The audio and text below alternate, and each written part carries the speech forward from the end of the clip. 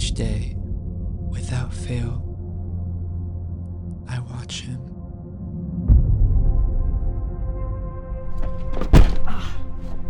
Fuck! We're not doing this. We're not wasting students' class time. Leave. Leave. My dad paid the tuition. No, he did not. Yes, he did. Dude, you're not like the rest of us down here. You're not. You know, you got something else going on. The whole...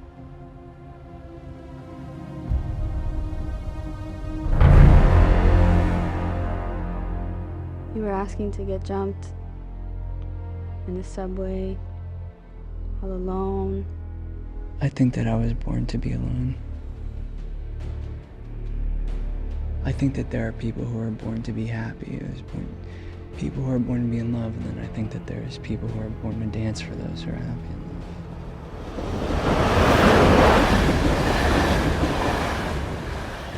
Same.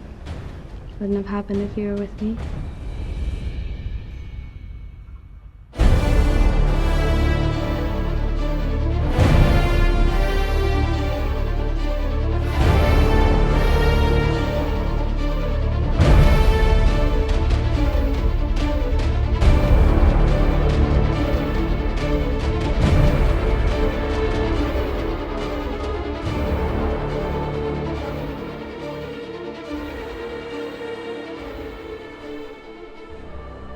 What does your dad do for a living anyway? He's a police officer. Well, he's the police commissioner now, but... Don't you dare come to the house. I'm dead serious, James. It's Tino. No, it's not. Yes, it is. James. No, it's not. It's Tino. Listen carefully. Tino is not my son. Don't you dare come to the house. Listen to what I'm saying. God fucking damn it! Did you want to go to your dad's?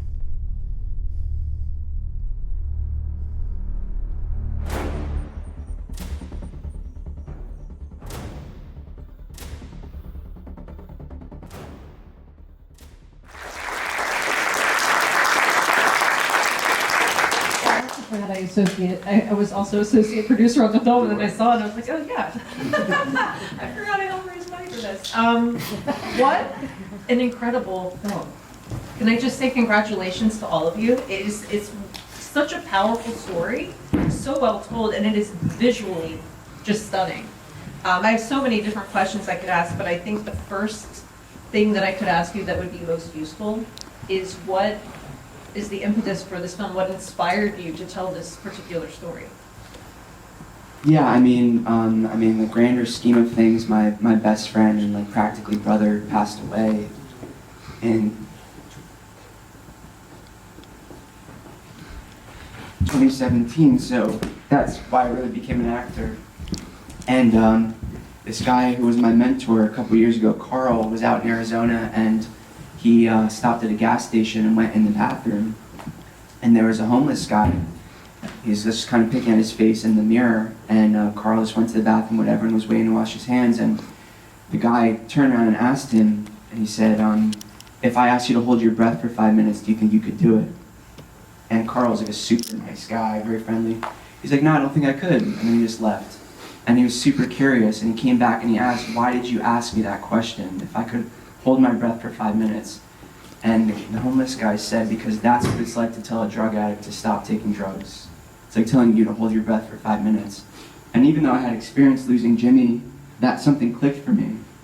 And so that was the impetus for the whole thing. And the film started with that scene, which obviously isn't even in this. But I imagined, oh wow, I wonder what that kid's story was. And then I just started this, and the story kind of took off from there. I mean, the film clearly deals with themes of death and life and death. And also there are moments, especially because I was privileged enough to see a previous screening or two of this film. In this particular, this final cut, it's just very operatic. There are moments that are just reading, and the juxtaposition of some of the music with the imagery, it's just interesting. And I was curious, two questions really, it's one but two. is there a particular filmmaker who might have influenced that, or were there any operas that you drew from in crafting this? Well, I think a lot of my films, I just love using that music because we're such low budget. The moment you put Mozart or Beethoven, it like takes it up 1,000,000%. So it's just, I ride on their coattails, even though they're long time. But no, I felt like, okay, I was like, we've seen a million stories about people who struggle with drug addiction. Why should I tell this story? What will be different about it?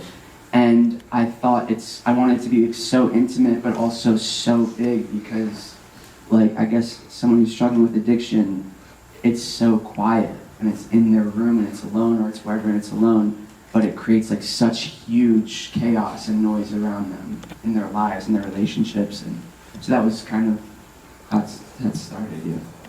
I mean, you can definitely see the ripple effects in this film of just like one person's actions throughout like various characters. But I guess I'll ask to move on and include other people, because I can ask you later too, and I'm sure the audience, you guys will have amazing questions as well. What the actors each did to prepare for their roles in order to bring the best they could to this film. And I also have the question, and feel free to answer one or both, each of you. It occurred to me, from the first reading of the script, did each of you come away in the final version feeling very differently about your character than you did in that first reading?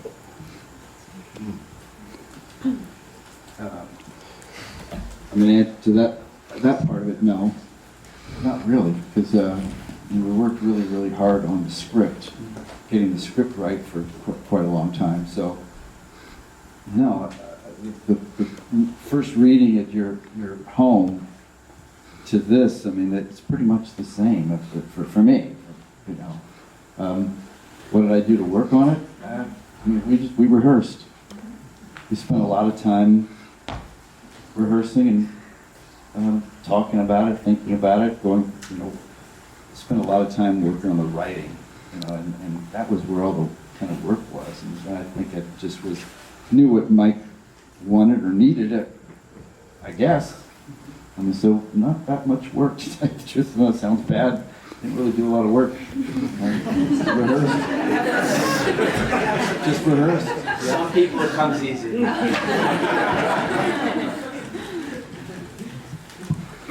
Yeah, rehearsal, for sure. Yeah, Michael and I were buddies, and just kind of the way in which we approached the material, it was very natural to talk to him and easy. And I'm just thinking, like, Freddie and me, it's like almost to prepare.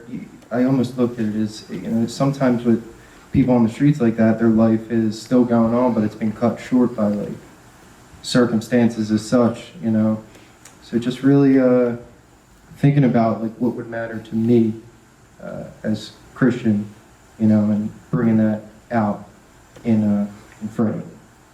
Yeah. Thank you.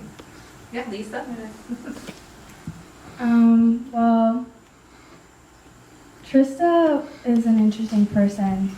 And when I first read the script, I saw her as a lot kinder, gentler, almost like she's having fun.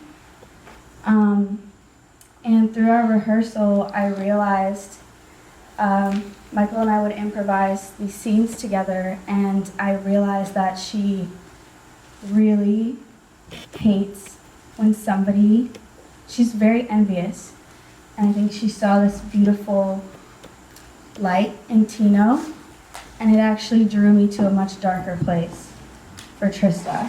And I think she's still this, like, wants to have fun, free, she's a kid, but that part of her is so buried. She's living on the streets, she's a woman, and all the people around her are men. She's clearly found a way to get around. And so that kid in her is very far buried down, and that really came up through our improvisations of the scenes and just talking about it. So Yeah, I saw her very differently after a while, but yeah, I guess that's all I had to say. Thanks. And this question I have is for Jackie and Caitlin in terms of producing. What did you find the most challenging in producing, whether it's pre-production, production, or post-production? And seeing all the moving parts, I was only on set for one day, but it seemed like so much to manage, and I was just curious how you guys kept everyone on schedule and within budget.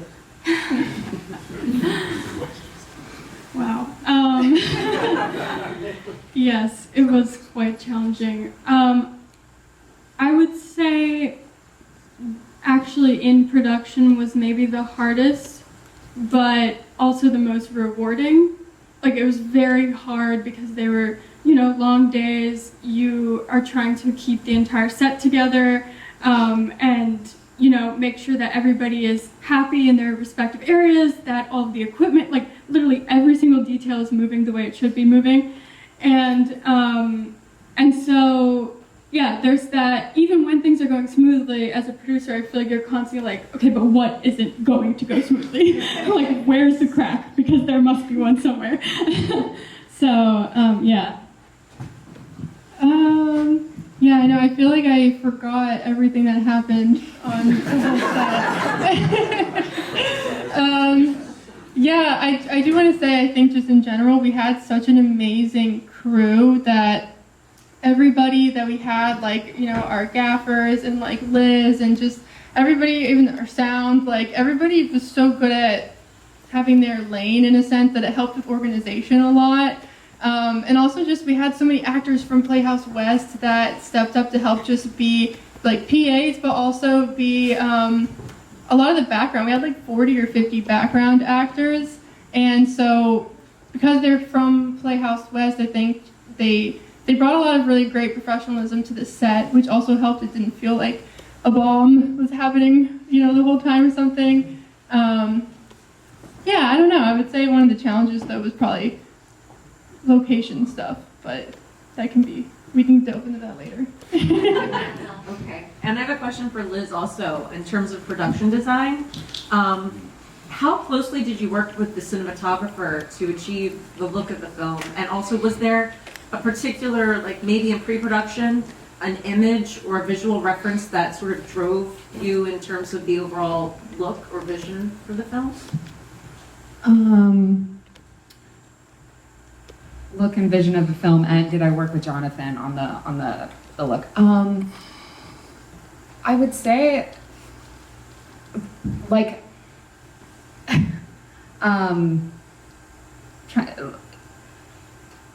no.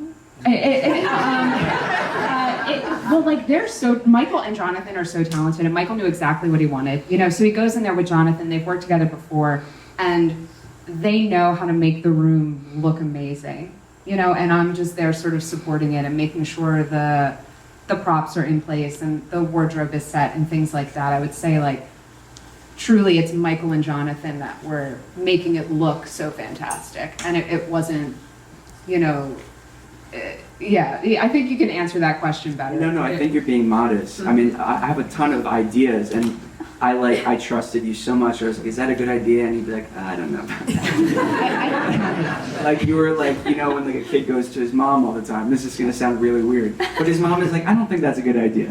And you would do that, and like I would filter things through you, and you would execute them in a way I never could. Yeah, it was just like pretty seamless. And then in terms of imagery, you had two like references or comps. You said, I think it's called Beautiful Boy, and then Train Spotter. Oh yeah, Train Spotter. And so those were, it wasn't necessarily like an image, but they also had some stills. But I came on kind of late, to be honest, so a lot of the imagery, they already did some shooting, like some still photography, so I worked with that. Well, let me ask you this then, just this, if you came in late, was there any particular location or set that proved challenging and like that might have been tricky and you had to come up with a creative solution that maybe you had to handle while shooting? I would say the most challenging location to film was the hotel. We shot everything on location, and the group picked beautiful locations, so they were easy to work with. You know, one was the home of an interior designer. I mean, that's really, can't go wrong. So I would say the motel was challenging, but turned out good. Nice. I'm going to open up questions at this time. I have some other ones for you guys, but I'd like to. Oh, we already have a hand. Yes. Okay, it's building off of that. There was so much I liked about the film, especially the writing. I thought it really had a building momentum that was connected all the way through. But I want to know, as somebody who would like to achieve, it was just so visually stunning, but in a way that was not self-indulgent. It always served the story. So I want to know how you get from writing a clear story and plot to such clear visual identity, and obviously that has to get communicated to other people, like camera, lighting, production design. So what was your process, and how did you communicate that and pass that along? Well, I think the script is the most important thing, and that's something I've learned on past films. I think I do have a natural ability for communicating things visually, but in my past films it was too much visual and not enough plot. And I wish I even did more of this. So we worked really, really hard on the script because I have worked on a lot of sets. So when I first started this, I was very scared, obviously. I've never led a team this big and had so many people relying on me, so much money, all that kind of stuff. But I would work on other people's sets, and it's nothing against the directors, but I would see all these people give their time and their effort and their money, and because the director wasn't necessarily a great leader or didn't focus on the script, all their work wasn't wasted, but their talent wasn't maximized for what it could have been. I mean, you can have the best producers in the world, the best production design, the best actors, and if the script isn't there, it doesn't really matter. So the script was there, and then I think I just trusted my ability, and me and John have such a great working relationship, and I had such a great team that you just kind of hopefully communicate what you want, and you have people who trust you. That's the biggest thing. They have to trust you and let you lead. I don't know, does that answer your question? Yeah, that's good. I lied. I have one more question. I want to get out of the way. I just have to ask. You wrote this, you directed it, and you starred in it. How difficult or not? What was it like to direct yourself? I mean, directing it and you're in it. What are the challenges of that? I can't imagine there wouldn't be some. Well, it is hard. I mean, for some reason, I feel like it's harder for me to act for other people. I don't know. Tony is my teacher, and I'm scared. You see this guy? I mean, this guy? No, there's no judgment with myself. I mean, if I suck, I mean, who am I answering to? If I suck for someone else's film, that's really bad. So it kind of takes the pressure off. But no, there are challenges that come with it. It's hard to direct the other actors with you because it's hard to see it. So I would rely a lot on the other actors. I love collaborating, as opposed to necessarily feeling like I'm leading them. I love finding it together. And when you have talented people, it just kind of happens, and you bounce ideas off of each other. And Tony is very good at introducing ideas to me while making me feel like it was my idea. So seamless with that. Any other questions? Yes. Yeah, so I just how do you feel now that it's basically the process, this whole years-long thing from idea to screening? How do you feel? Well, I think I'm trying to enjoy it. I think it's hard for me to watch it without being critical. So yeah, I'm trying to let myself enjoy it, and meaning just because I enjoy it doesn't mean I'm admitting. I think I'm afraid of if I enjoy it, I'm saying I'm perfect, and I don't want people to think I'm perfect because then they'll be like, there's a lot that's not perfect about it. But I'm trying to enjoy it, and I'm excited. It's the most proud I've been of the project that I've worked on, and I genuinely think we have such a great team. So I'm excited to see what happens next. I don't know what's going to happen. But. Any other questions? There's a hand. Yeah, I'd just like to know, Michael, what advice do you have for up-and-coming screenwriters like myself? Well, it's pretty cliche, but you just do it. you're going to be terrified the whole time. You're going to wake up and think it's terrible and think it's never going to happen, and you're going to have all this, how am I going to raise money? How are people going to buy in? You can't worry about that. It's just one day at a time. Like, just, can you do it today? Can you make progress today? And somehow, I mean, Caitlin and Jackie and I were talking about that last night, like, somehow it just adds up, and it becomes something. If you just keep going, you just can never, ever give up. So, yeah. Yes. And then I didn't see you in the back, so you then in the back, please. So, first thing first, I just want to say, cinematography, love that. Love that. And then my question was, what were your first steps when you started acting? When you wanted to start crafting and making films, participating, what were your first steps besides learning how to act? Really just like class. I wasn't focused on doing all these short films, and I was just like trying to be an excellent actor. And then I felt like I wasn't really seeing people at my level make films that I wanted to make, and so I was like, I'm just gonna do it. And I was a very different filmmaker. It was a lot funnier and ridiculous, but yeah, I think a lot of times as actors we are so focused on the results. We want to be in films. We want to be able to show what we're doing, but really, like, it's in the quiet stuff that no one sees is when you grow. So you have to become comfortable with just working in class and trying to be excellent in class. Yeah. Yes, and in the back. Somebody out there. Several of them. Oh, hi. I had a question for Jackie and Caitlin and about, you referenced it earlier a little bit, but the location scouting and getting stuff. I was thinking about it with the band too, like there's a Calvary Church in Delco or whatever. I was curious, like, how do you get, what's the process of getting a band and like deciding where to film, if they're getting permission or not getting permission? Yeah. There is a lot to say about that. And Michael can definitely speak more to the van. That is actually the pastor from his church. He's a really awesome guy, and they're called Calvary Chapel, and they let us use the van.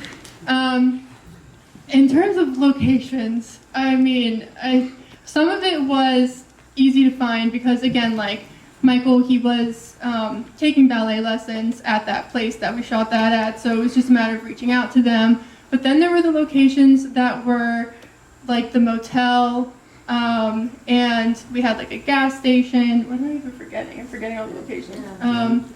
The subway, yeah, the house, stuff like that. And the school at the beginning, the one, if you guys remember the first shot that had the columns, the big like government-looking building where Tony's character worked. That one, I would say, was probably the hardest location to get. It's the Kappa High School in like Center City, and I was working on that one for months. It was a matter of like, because it's a high school, just like calling, and then one guy being like, oh, call this guy, and then you call that guy, and he was like, no, call that guy, and that went on for like 4 months, and then we finally got in, and then they were like, there's a problem with your insurance, which Caitlin knows more about. Yeah, I think it depended on the location. I do want to say the motel, you can't just have them like in a Marriott, so it needed to be, like a more of a shadier type of motel.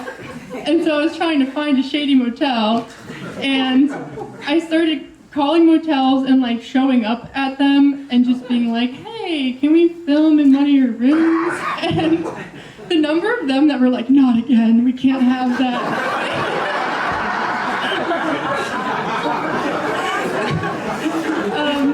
So we were trying to not have to do like guerrilla shooting for that and just show up without permission because we had like so many background actors. So it was getting like maybe 4 or 5 days before we were supposed to actually start filming the movie. And we didn't have a motel yet because I had called so many and they all had been burned somehow from people shooting in their rooms. So I gave it like one last shot at this other motel, and the guy answered the phone and he was like, I really like theater and I always wanted to be an actor. So then he just let us film there. So that worked out. You have to tell the story on set, though. Yeah, okay. But then when we were on set, I tried very hard to give papers to these people just because it helps to get things in writing. So it's like, look, man, here's the deal. You can't, take this away from us, please, when we arrive. And so when we got there, since we had so many extras, I guess it started to agitate some of the people who were actually staying at the motel. And so there was the lady that started complaining to the motel owner, and then he came outside, and we almost got kicked off the set in the middle of the day because I think his wife was kind of like the grumpy one in the background. Like, he was nice and he supports like film, but we could see her on the side kind of giving him the eye. And luckily I don't know if Monsi is here, but Monsi was on set that day, and she just magically happened to speak the same native language as him and his wife from India. So the wife was like, "You're gonna get him away, we gotta get out." Like, you could tell that she was mad. Like, she had some attitude. But anyway, Monsi pulled him aside and she spoke to him, and then she works the magic and he let us stay. So yeah, everybody else has a location. Yes. So this question is for Lisa. Lisa, you are kind of a newcomer to this team from Playhouse. You did such an amazing job. You really gelled nicely and such a natural. Can you talk about, I guess inside, how difficult was it for you to kind of fit in and do such an amazing job? Thank you so much. You are an icon, by the way. That's my mom. This is Michael's mom. Everybody say thank you. Thank you. Well, honestly, fitting in with all the Playhouse people was so easy. They're so easy to get along with. And I, more than anything, care about the art of it all. And it's so exhausting when you go onto the set and people are talking business, talking industry things, and the set was so not like that at all. It was a bunch of friends getting together, wanting to do beautiful art and say something beautiful. And so going in and trying to think of myself as an actor, as a character, building, well, I know we're not supposed to say it's a character, building the story, it just was seamless. And Trista was difficult. I love my dad. He's the best dad. I have a wonderful family. They're all sitting up here. And so really the hardest part was finding that anger and being able to relate to somebody who just lives a life that I don't think I would be able to survive, really. So at the end of the day, working with Michael and kind of that thing I was talking about with improvising and finding the anger in the competition with Tino, Trista was kind of competing with him at some point, it felt like. And building that natural person-to-person relationship made me be able to see who Trista really is and why she does the things she does, and this kind of armor that she builds and builds and builds with each conversation that she has. And Michael is amazing to work with because we just ended up playing these scenes in our rehearsals. We were off script for 10 minutes, 15 minutes, just talking to each other like people. And having someone to be able to do that with is awesome because you start to feel like that person. And yeah, eventually I really love Trista. I know she's crazy, but she's also really, really, really strong. So yeah. I got just a general two-parter. One part of it is silly, one part of it is kind of practical. How many weird looks did you guys get in Jefferson Station when you were shooting? Okay, so if I could say, that for me was the hardest to shoot because it was like an FBI operation. I'm not able to pull that off. So we got kicked out the night before. I mean, in their defense, we brought like lawn chairs and set up like, you know, a whole craft like food station. And, you know, like we're sitting back, like, you know, really enjoying it. And the police are like, "What are you doing? Get out of here." And I was like, "How did that happen?" But anyway, so then Jefferson Station, so there was a ton of police, and they're always going up and down. And so we had a bunch of people show up, and we just sent them all home. And we just had me, John, Lisa, the guy with like the mask, and maybe one other person, and then we had other people on phones in different parts of that platform calling us. So John's filming, and he has a phone next to him. And Caitlin's like, hey, the police are coming to see us.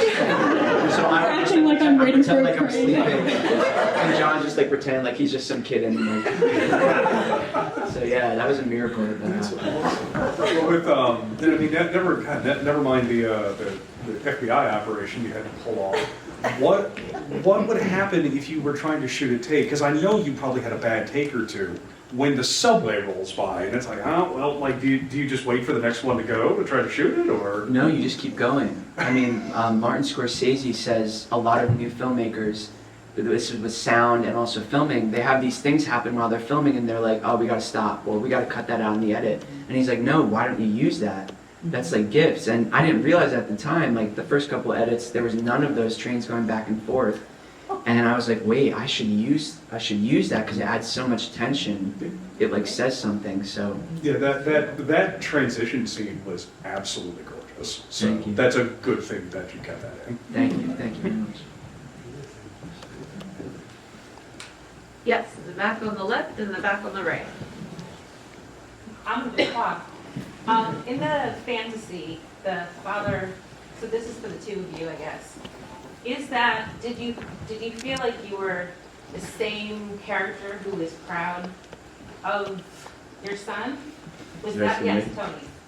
Is that was that, when you were building yourself, was the proud father the same person who was in the end, or is that a fantasy that I mean, it's just that's just complete fantasy, because as we were even talking during the movie, it's something I would never say to him in real life. Which there's other cuts of the movie where you hear my dialogue, you hear me actually saying stuff. I love the fact that he cut the sound out, because now it's literally just in his imagination that I would even say it. It's not something that he would ever hear coming out of my mouth. So it's just a fantasy.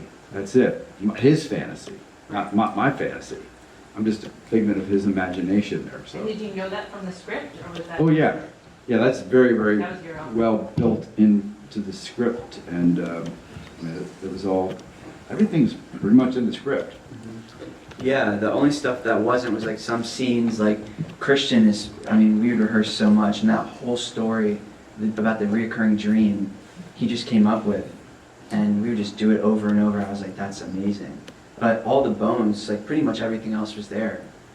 But I mean, so there was nothing that I did that wasn't in the script. Dialogue, everything. There was not one improvised moment. That was all, everything was in the script. Yeah, I mean, I don't want to speak for you, but I feel like you were proud of me, but you're proud of me once you're not going to give me that until I give you what you need. Correct. And that's really this commentary of the story from both sides. Both are unwilling to give. The rigid, because we're talking about thematically, it's sort of what happens if the prodigal son gets rejected is really the story, right?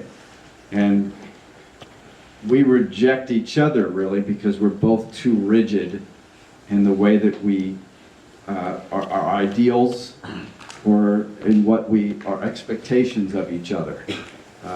We talked about, we really worked hard in the writing and making sure that tried to get that built in thematically, that we both are too rigid. We love each other. I love him, he loves me, and I want him to be a better son, right? But I have very rigid ideals about how he has, the things he has to do to win me over. And he has very rigid ideas about what I have to do in order to accept him. And that's why there's conflict. That's what we were trying to do. I hope it came across, right? No, that's exactly it. I mean, it's really, I think it's such a big topic in our culture, and it's something I wanted to say, and Tony really helped to put it into words, script-wise. But yeah, that's our culture today. Is neither side is willing to give in, and unfortunately, you see what happens in the end. So it's kind of like a warning, I guess. But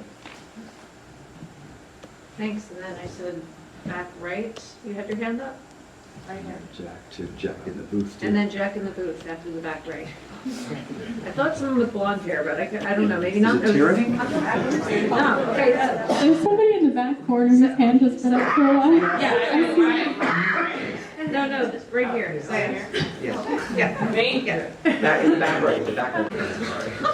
I was trying to figure out how to begin this, but this story hits really home for me.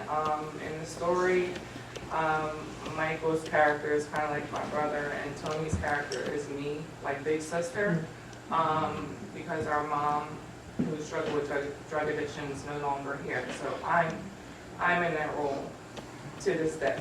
So I just wanted to ask, it's real life for me, but for somebody who takes on a role like that, what do you do to embody that character?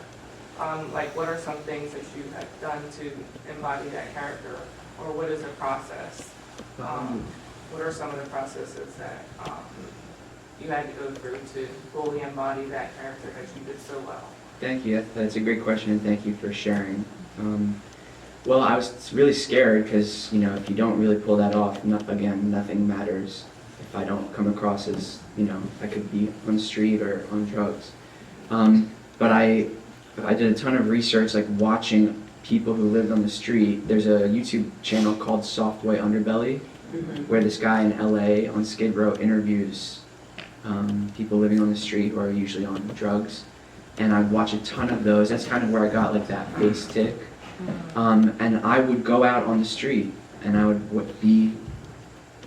look homeless. And I learned so much about that because of the way people treated me.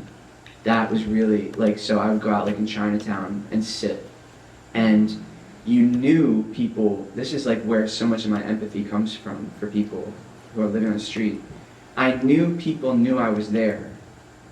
I knew as they walked by me, they knew I was there, but they purposely pretended like I wasn't. And until you experience that feeling, it's really hard to understand how low that makes you feel, as if you're not even human.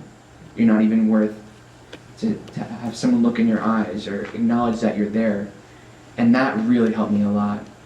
And also just carrying really heavy bags around, I started getting I need to walk a certain way. And so, yeah, I hope that answers your question. I have another question. Because for somebody who wants to, because I'm part of that whole story too. I have parents who raised me who were drug addicts or whatever. So for somebody who wants to tell their story and begin filmmaking, but you still have some of these people still living and you don't want to offend them by the story that you tell from your lens, how would you approach that? I don't know if that's too hard of a question. But. No, I think that's a great question. It's beyond my scope. I think Tony, who has so many more years of experience, can answer that better. Can I put you on the spot? Yeah. I mean, because I've been asked that a lot through all the years that I was teaching, I've taught screenwriting and stuff and acting and filmmakers asking that question. I say it's a really, really tough question. I believe all good movies, all good stories are autobiographical. I really think everything a director does is autobiographical in some way, but you find ways to disguise it.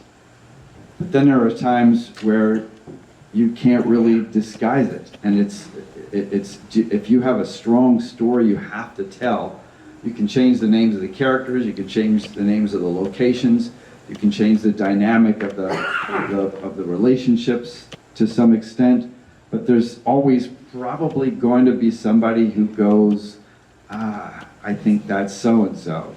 And I don't know what you do about that. I mean, all the way back to Tennessee Williams doing the Glass Menagerie. Anybody who would know Tennessee Williams would know that's his mother, that's his sister, that's himself. You can't disguise everything. But every time you watch a film, every time you read a play, whoever wrote that, there's a piece of something in there that's probably completely out of their life or autobiographical in some form. Or at least the story or the theme that you're trying to tell is autobiographical. So I think it's really brave. You have to be really brave. You have to be courageous to tell stories that are really personal to you. But the payoff is, like Mike told this story, it's personal to him and it hit home to somebody. And the more personal your story is, in some form, the more universal it is. Because there's more people out there that we share experiences with than we don't. We just don't know them. We don't know it. When you tell a really personal story, it's going to hit home to more people than you think. So you just have to be brave and do it, in my opinion. Thank you. For what it's worth. Or you could be like Eugene O'Neill with Long Day's Journey into Night, which is about his family, and they were addicts and alcoholics, and he waited for that to be published until after was it after he passed too, or after they passed? They were passed. So I mean, maybe just start where you are, and then make the decision as to whether or not you go forward with it, if you think it would cause too much harm. That's who I was thinking of. Besides, I mean, it's only you can decide that. But yeah, I just wanted to say, Eugene O'Neill did wait until they passed. You could, but I could list 20 movies right now that are right out of people's lives, 100%. But they found ways to disguise it. I mean, Diner, that's right out of the writer-director's life. But are the characters changed a little bit? Yeah. But the people that know him, know that's all about that's his life. You know, I think as artists, we're called, so in life, all of us, usually our biggest pains, our biggest setbacks are the things that teach us the most, that are like gifts to us to help other people. And as artists, we're called to like be brave and have courage. And so it's very, very vulnerable to put yourself out there, to fail, to not be perfect. But I believe it's your responsibility to God. These are gifts from God. You know, I have a great relationship with my dad, but part of that is wanting to connect with him more. And if I didn't feel that, I wouldn't be able to relate to someone like that. Jimmy passing, of course, I don't think that was God's will, but you know, God brings good out of painful things all the time. And so I could sit on that and keep it quiet and just, you know, keep that pain for myself, or I could try to put it out there for other people who are feeling the same way, you know. But you fail all the time also. Thank you for these questions. And then I had Cyan and then Jack. Yeah, that was a beautiful thread. I almost didn't want to like bring it, but my question is a little more lighthearted. How did you pull Tony and also Ed into this? Like, what was that? like, Tony, did you just get really connected to the material? Did his first drafts really? Did you have to do a pitch? I'm just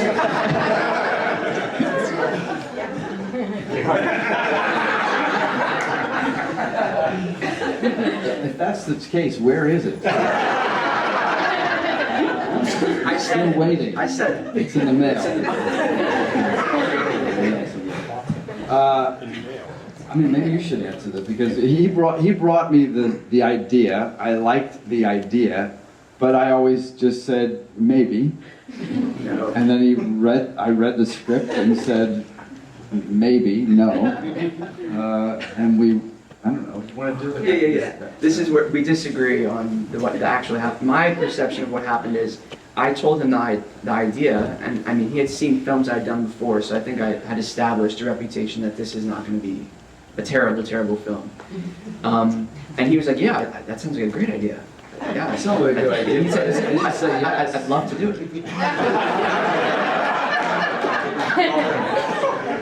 And then I brought the script. Actors of selective hearing. And then the next class, I brought him the script, and he read it. He's like, oh, whoa, wait. I mean, I think we need to work on this. That's how I remember. I could be wrong. Could be right. Yeah.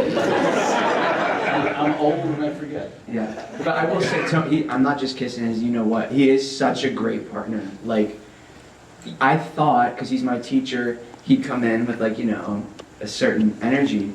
He's so humble. All of these guys are. So humble and so childlike.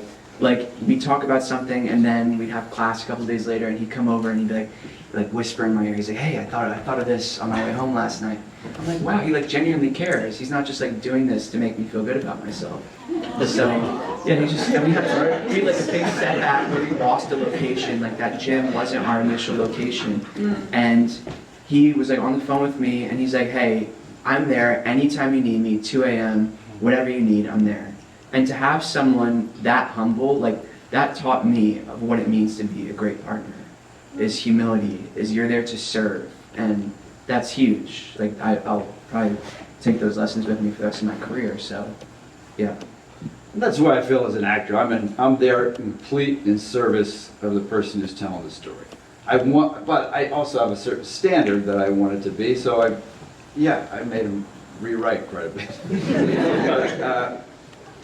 But I think I always knew I was going to do it, because I always knew in the end he was going to, you know, make a good movie. So I wish I knew the phone calls I had with Caitlin and Jackie. I think he's going to do it. That's right, Michael, go to sleep. I remember thinking that Tony was just like, you know how the wise teacher is like, I have to make sure he pushes further, so I'm not going to give him the full yes. That was my assumption, Tony.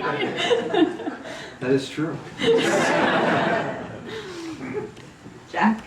Yeah, I kind of have, mine's more educational. I kind of have two questions. One, I want to talk about wanted you to talk about your awesome and amazing use of foreshadowing throughout the entire movie. And also your use of color and costume design. And sometimes those two things were hand in hand, the foreshadowing and the costume design. I mean, her and Dan wearing the double horned masks in the drug house, and the dice on her shirt. Oh, you noticed that? She's like a risk or a gamble. And it's also their dice were on the baggies of drugs as well. Yeah. So I just wanted to know, like, when certain ideas came around, and how much of them you had early on, or what was more collaboration. It was a mix. Like the devil horns, that was honestly the first, I think the script I sent you, the film opened with that party, and they had devil horns and stuff. So that was in the script. The dice was Liz. I don't know how you did it. I was just shopping and I found them, and it was so good. Like, you just find something, and I was so excited to show you when I found it, but yeah. Yeah, or even like, the steak when she's cutting, and it's like at the exact halfway point of the film, and it's bloody, and that was in the script. Like, that's foreshadowing for what's a big sharp knife, you know. Yeah. But yeah, a lot of it, it was in the script, and then also just God, just giving us little stuff, helping us tell the story, and yeah. Can I add to that, the knife part? I will say Michael's very smart about the foreshadowing, because when we were filming that scene on the couch, I was using a knife to like play with in my hands, and you actually were like, don't use the knife because it's really menacing, like it's threatening with you playing with the knife, so use the fork instead. So it's like in these little tiny bits where you're like kind of subconsciously learning and feeling these things. You were like really smart about choosing when and when not to. Like choosing when not to foreshadow too much with the knife thing. I was like, okay, fair, you're right. I do look like a killer, and that's way too much. So, yeah. But I also thought that scene was so smart. How, I don't know if it was you, Lisa, or Michael, your direction, how you were cutting the steak. And I was sitting there watching it, and I thought, wow, I'm really learning a lot more about this character. Obviously, it's before you say your dad wouldn't even look at you, and he would spit on you. And I'm just looking, wow, who cuts a steak like that? Yeah. And I was like, she's really not, she maybe she didn't have parents, like maybe no one taught her how, because it was just like very savage. Yeah. Like I was like, what? Yeah, but it also spoke to class, and like maybe the absence of any sort of parental supervision. I just thought that was so smart. I don't know if it was between the two of you or who was that? That's Lisa. I just was like, She's gonna cut this in the most ridiculous freaking way. Like, it just felt like something about this. Yeah, it felt like childish and like, I don't know. She just spoke to me. Nice. Yes. I have two questions for Michael. Tell us about financing this project because it's big, for a team like yours. And the second one, you like to have symbolism in all of your movies. How important symbolism in this specific movie? Yeah, those are good questions, Dan. So you got my notes about the questions. I think the fundraising and the money, I'll pass to Caitlin and Jackie, but I can answer the symbolism. I mean, it's super important. Like, the films that I love are not, like, life is so bland and not black and white, but like colorless. And symbols, I think, are just something that God has put in us that speak to us so deeply. And so even like that shot of me and Trista standing in the shower in silhouette and our heads like coming together and the dead flowers, that's like Adam and Eve in the garden. That's the fall. And that says so much more than if we would say, somehow I would finagle dialogue to explain how we're, I wish we weren't so much like Adam and Eve. That's not interesting. The image, that's why people love paintings. It's so much more powerful than any word could ever be. But yeah, symbolism was very important, but. Yeah, so that was an interesting journey figuring out how to raise money. It started with Indiegogo. Some of you donated to that. Thank you very much.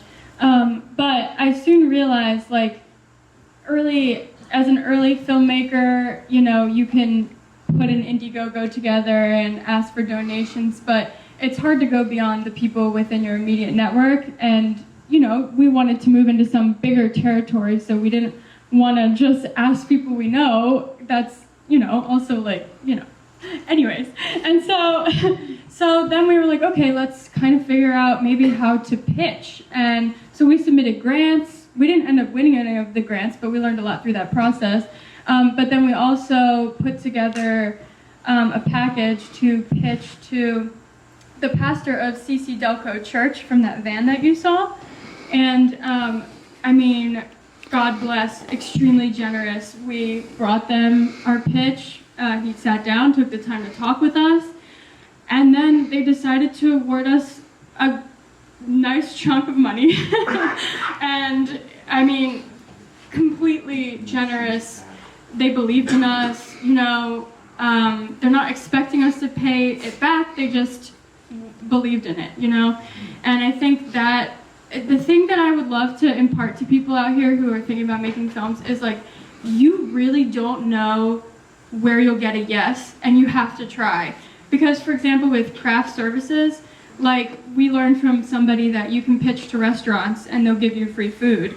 And that actually worked. Like, we went into Santucci's Pizza and Soybean and had our little pitch situation, and they're like, yeah, that sounds really cool. I believe in that story. Like, what do you need? And that's amazing. And then, so it's really about, like, finding places in your community where you can get support. And yeah, do you have anything else? Okay, yeah. In terms of post-production, what are you guys looking to do? Are you looking to get into some festivals? What's next for Tino? And also, just to plug, there's still a little producer in me too, there is a QRC code there, so if you are interested in supporting this film, you can just click on that and do so at any point in time. But I'm just curious, what's next for this film? Okay, yeah, so we definitely want to go as far as we possibly can. And luckily, we both have marketing backgrounds and communications backgrounds in our 9-to-5 jobs. And so I feel like a lot of those skills actually apply and translate to the getting your film out there. But we want to see it obviously go to the top festivals. So I think we're going to work our way down. Like, we're going to start at the top, submit to some of the big ones, and then, work our way down from there. And yeah, we'll keep everyone posted. How much more time do we have before 4:09? Yeah, I know. Yes, Sarah? I have a question. I was wondering, I know a lot of times short films are made into miniseries or they'll be expanded into features. Is that ever something that you would be interested in doing? Yes, I'm already working on that. Okay. Yeah, so I'm already working on turning this into a series because, I mean, the one thing I wish I had was more time to expand the characters, like develop dynamics, like what's going on with Trista and Tommy. Like you don't really get into that, and even the way it ends, I wish I had more. But you just have limits of money and time, and you do the best what you have. But yes, a mini series where you expand that story over maybe 5 or 6 episodes. Yeah, because I think you did an excellent job creating all these character arcs. I think they were very well completed.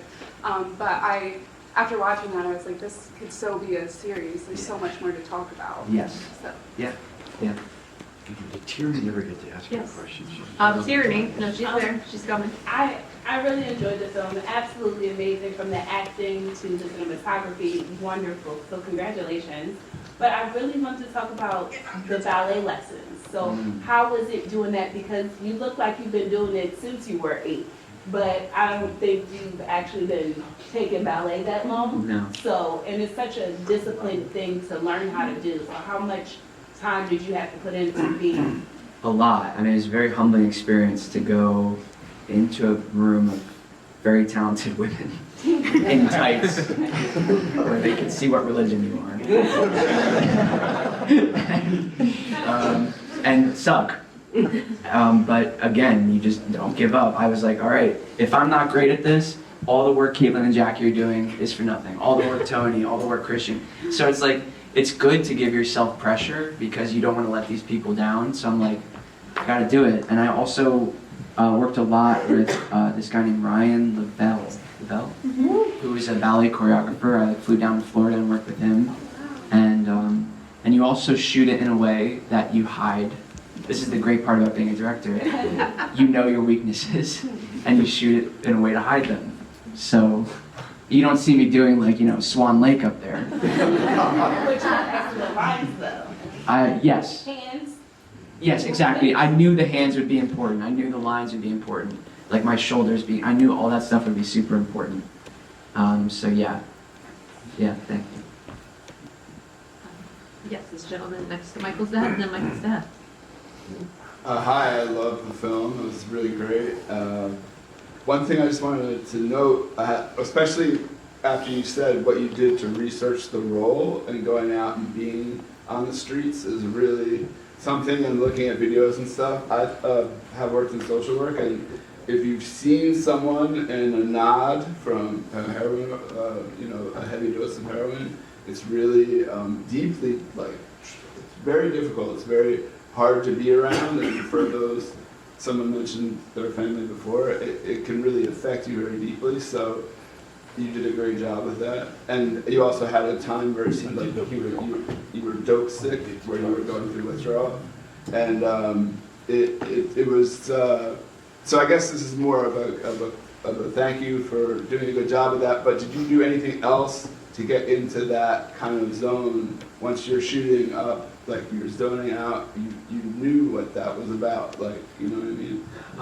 Yeah, I do know what you mean. Honestly, for me, the thing with my face, I don't know why I do it. It does something to my eyes, and immediately I feel like I'm not the same person. Like it just got me in a certain way of thinking, and with my shoulders, I noticed a lot of them were like hunched over, because when you carry around like these heavy bags and life is so hard all the time. So just like I think the physical aspect of it helped me a lot. And there is like a very practical, you watch someone who nods out. And Liz and I talked a lot about, so when they nod out, their knuckles scrape the sidewalks. So we talked a lot about having like these cuts. I don't know if you saw them on my hands, and that's where that came from. So you do, I think as an actor, you have a lot of practical external things that help you tell the story. And even sweat and like having great makeup. If I didn't look sweaty, all the work I did is not as apparent as if Liz didn't do her job, so. Mike, you mentioned that you're thinking about having more done with the story. Have you thought about expanding on Christian's character, because he was very sympathetic and it was very deep. Resurrected. And I think, yeah, it was very, people were very sympathetic to his story, and for Trista too, because, you know, I'm sure you don't have time in the movie to go back as you can with the characters. I hope that you're gonna expand on her anger issues and how all this starts. Yes, 100%. I mean, that's just like, you have limited budget and limited time, so you can only do so much. But yeah, I realized like, oh, these people are so interesting, and the more character dynamics you have and relationship conflict you have, the more interesting it is. So in this series, my idea is that it's not so just from Tino's perspective. It's like super laser focused. You go into these other people's arcs and lives and stories. I love watching stuff like that, so that's the goal. You added that focus too to like each character when they were, like from your perspective, I guess. This is something new from the last cut of the movie that I've seen, but the freeze frame on each character, it's almost like you can make your own preconceptions of who they are, like right then and there. And it just feels like it's good for this kind of story. It just gives you a minute to like envision it, because we didn't have all the time to tell the background of each, story, but you could kind of get an idea for yourself. And Liz with the makeup too, like, oh my gosh, she's just so good. Like, I will not forget like just sitting in Center City, just sweating, and so real, so real. But yeah, and that was just something that I didn't even know, and I thought that was great that you added, man. Like that was surreal. Yeah, thank you. No, I got that idea from watching a lot of interviews of, there's a Martin Scorsese's editor, her name is Thelma Schoonmaker, and they talk a lot about how they would try unconventional things. And I did, when you freeze frame them, you just watch them for a few seconds, you just have time to see them. So yeah, I'm glad you liked that. And that's why Michael's a great director too, doing those little uncanny things and the research that you wouldn't suspect somebody to be doing, God knows what time at night or whenever, but like, it's the little things like that, and that's also what made this film very distinct. And I think everybody can agree that it looks amazing and it's different. Little things like that, I definitely think aid to it. Well, I'm being cognizant of the time here, so I want to ask you each. We just have one more. Oh yeah, is there somebody else? One more. Yes, you, and then I'll wrap it up. Oh yeah, I just want to say, Michael, man, I'm really proud of you, Michael. Thanks. I'm super proud of all of you. Liz, you've been very humble. I think the look of this film, you really do. Like, every frame is filled. That's what you want. So really great work to you. And Christian, seeing you on screen, I'm so stoked to work with you in the future. So we'll get there. But Michael, I know it's hard to feel proud in the moment, but I'm telling you, in years to come, I think you'll feel very proud. So my big question for you is, I feel like every project you learn something, there's something to take away from. And I always say, like, filming's like the gym. Like, you just there's never like a peak. You just keep learning. What was your biggest takeaway with this film? I know it's like a loaded question, but like script, technical, whatever it is, like, what's your biggest takeaway? I think the biggest thing is like that humor can make a story so much better. And there was small stuff that people laughed at, and I wish we had more of that. Like, I wish, I love heavier, deeper stuff, but I wish we had more time to have like those lighthearted moments, because it really enhances the story a lot, and people like get invested a lot more in people who are funny. So that's the main thing for me, more humor. Yeah, it's awesome. You stole my question. That was my wrap up for everyone. So I'll add one. For each of you, what is something that you will take with you that you learned working on this film that you will bring with you to future projects, and or if you want to give any encouragement or advice to someone who's just starting out and wants to be able to do maybe what you did in this film, what you would say to them? I would say my biggest advice would be take a big swing. A lot of times Michael would come up to me and you were like, oh, can we get flowers like in front of that shower, whatever, and like in like 3 days. And I was like, yeah, it probably wasn't 3 days, but you know, It's probably less. And somebody may go like, no, I can't do that, or I don't know who I would, how would we do that? And it just like, I love those challenges, and I think like accepting those, like I grow so much each time I do a project. And yeah, just like take those big swings. Don't be afraid to do something you've never done, because it's just, it's all good stuff. Yeah, I think mine is pretty similar, but in the way that I was saying earlier, like when you find yourself thinking about something and then you're like, no, that won't be possible, because just remove that and try, because literally you don't know who will say yes. That I think blew my mind the most, was the amount of yeses that I didn't expect that we ended up getting. Yeah.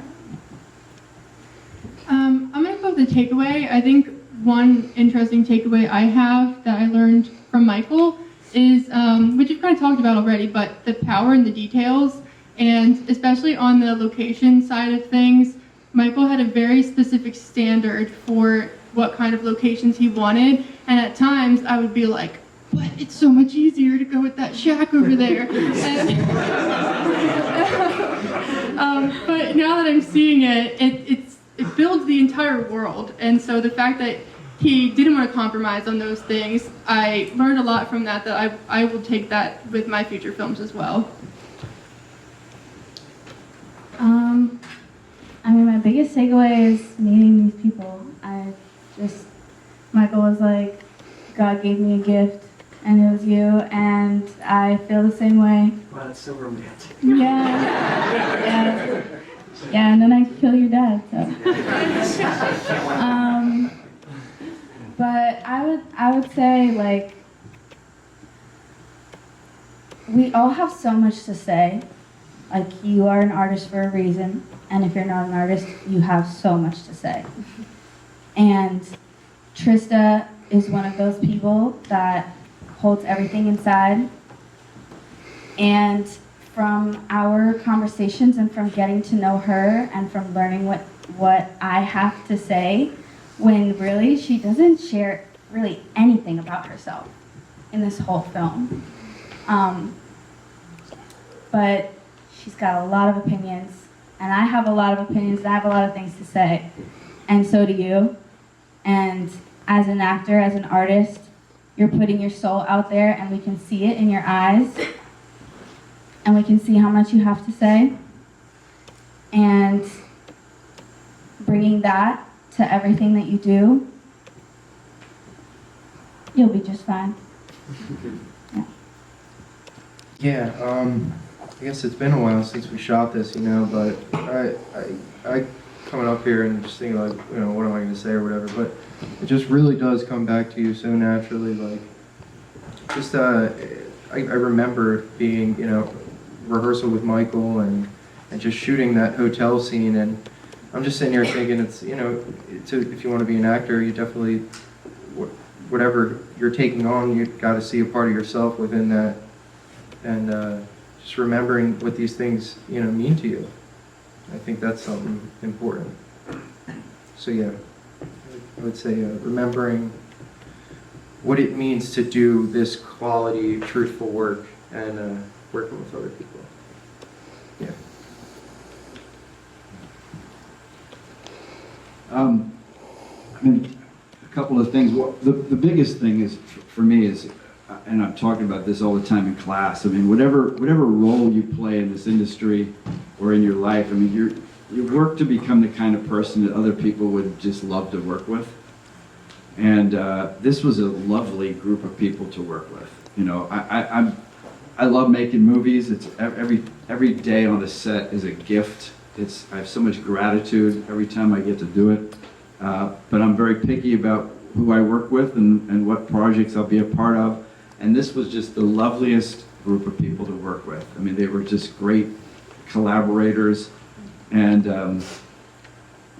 yeah, I had a ball working with Mike. I mean, and collaborating with him. He made it so easy and effortless.